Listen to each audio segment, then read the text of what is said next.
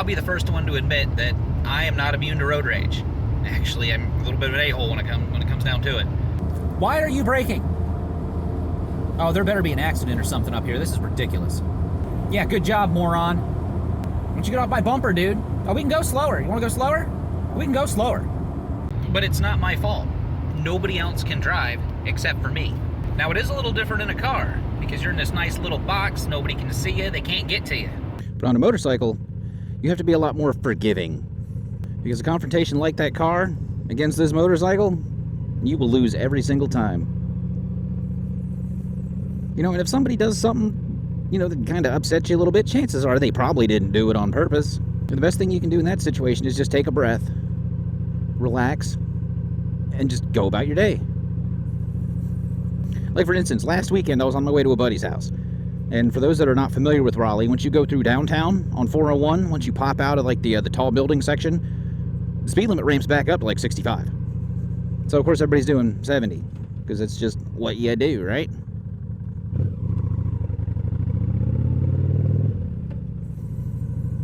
So I'm putting along in the middle lane, and there's this lady to my right that just comes right over. No turn signal, no warning. She didn't even look. So I hit the brakes kind of like that. Beat the horn. I'm not going to do it because this is a residential area first thing in the morning. Threw up my hand kind of like, hey, what are you doing, lady? And that was it. I was fine. She was fine. Well, she needs to be paying better attention, but everybody's fine. Nobody died. We both went about our day. Now, I wasn't in her car, but I imagine it probably went something like this. I'm driving, and I'm going to change lanes without looking. Here I go. And yeah, if she had just bothered to turn her head for a second, she would have seen me. She made a mistake. I mean, it happens. She probably felt bad when I passed her. She staring straight ahead, wasn't even paying attention to me. And then I forgot about it, went to my buddy's house, and we had these nice tomahawk ribeyes. Which, without a doubt, guys, that is like the best cut of meat I've ever had. See, now that whole situation could have been avoided because I was probably a little close to her blind spot. So part of that's my fault.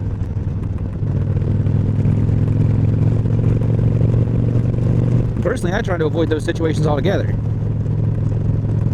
which kind of goes back to not driving like an a-hole. Not riding like an a-hole is going to prevent like 99% of this. Because I usually just try to avoid confrontation altogether. If you're not weaving in and out of traffic, cutting people off, using your horn for no reason. So let's say you did upset somebody. And you can tell they're visually angry. Or audibly angry. They could be cussing you out for all I know. In that situation, what I'd recommend is just getting away from them. I mean, you're on a motorcycle. You are definitely more maneuverable than any car.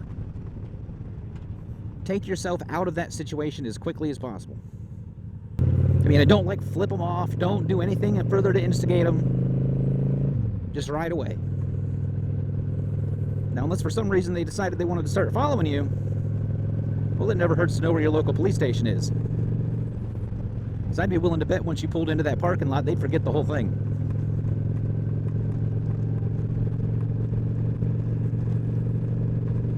And in situations like that, never stop.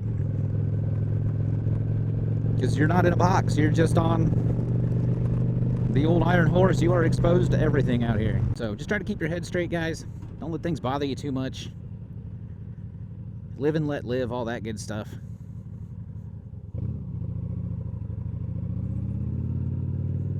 And if you'd like to see some more tips on how to mitigate the danger of riding a motorcycle, check this video out right here. And y'all be good now. See ya.